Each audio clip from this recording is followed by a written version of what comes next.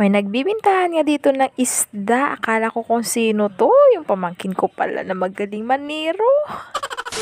Hello everyone! Maayad-ayad ging adlaw para sa aton nga tanan. For today's video nga ho, pupunta tayo doon sa pamangkin natin. At kung nung nakaraan, nasabi ko nga sa inyo na nangunguha siya ng isda at gamit yung baslay. At medyo matagal-tagal nga ho na hindi tayo nakapag-voice over kasi medyo busy nga tayo nung nakaraang araw. At dahil nga na-amaze tayo sa mga kuha niya na sobrang lalaki, sabi ko sa kanya isasama kami sa pangunguha niya. Ang usapan nga namin ay alas 7 ng umaga. Hindi ko nga alam kung maaabutan ko pa siya kasi sa mga oras na yan is alas 8 na. At syempre kasama ko dito yung dalawang pamangkin ko at pupunta nga kami dito kinamanang. Maganda nga ang panahon ngayon kasi sobrang init, hindi tulad noong nakarang araw na panay ulan. Na-amaze nga ako dito sa kulay birdie na paligid. At nakalipas ang ilang sandali guys, nandito na kami sa bahay ni na ate. Malapit lang nga ito sa bahay namin. Palayan lang yung pagitan at pagdating nga dito namin, naabutan namin itong pamangkin ko na naglalaro. By the way, ito nga pala yung ate namin. Tinanong ko nga sa Jan kung andyan pa yung pamangkin ko. Ang sabi niya kanina pa daw umalis. Kaya ito, dali-dali kaming umalis. Ang sabi namin, ipupuntahan na namin siya doon sa sapa. Medyo malayo nga yung sapa sa amin at medyo mahaba-haba yung lalakarin namin dyan. Kahit mahaba pa yung lalakarin mo kapag madami kayo nag-uusap at saka nagtawanan, parang mabilis lang nakarating. Hindi mo lang mamalayan, nakaabot ka na pala. And finally, nakarating na kami dito guys. At grabe, sobrang ganda dito at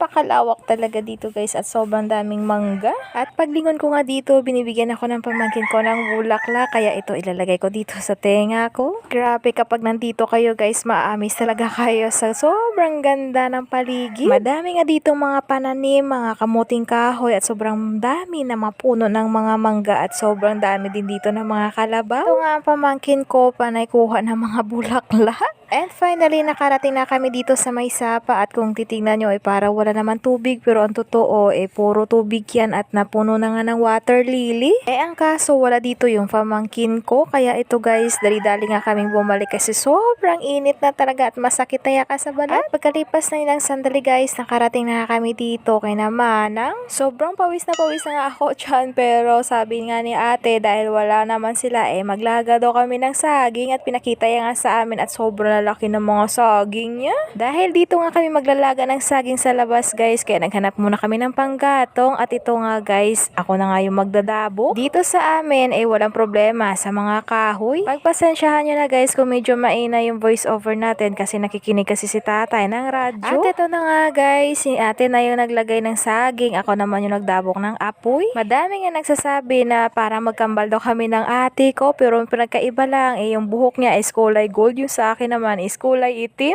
At ito na nga guys, sinalang na namin dito sa apoy at nilagyan ng tubig at hintayin na lang makulo para maluto. At ilang sandali din, dumating din yung pamangkin ko na may dala ng isda. Tignan nyo guys yung kuha niya. Kaunti nga lang yung nakuha niya ikumpara nung kahapon. Tignan nyo guys, pero ang lalaki niyan. At ipapakita ko nga sa inyo kung saan tinamaan yung mga isda. Tignan nyo yan yung parang butas-butas. Dyan yung tama yung baslay niya. Kapag masipag ka lang talaga dito sa amin, hindi ka talaga maguguto. At ang sabi nga ng ate namin na dito na daw kami mananghalian at lulutuin namin yung isda na nakuha niya. Pero bago muna yan, ito muna yung kakainin natin yung saging. Parang saging pa nga lang at saka nitong marang busog ka na. Paano ba yan? Kakain muna ako at mamaya na namin lulutuin yung isda.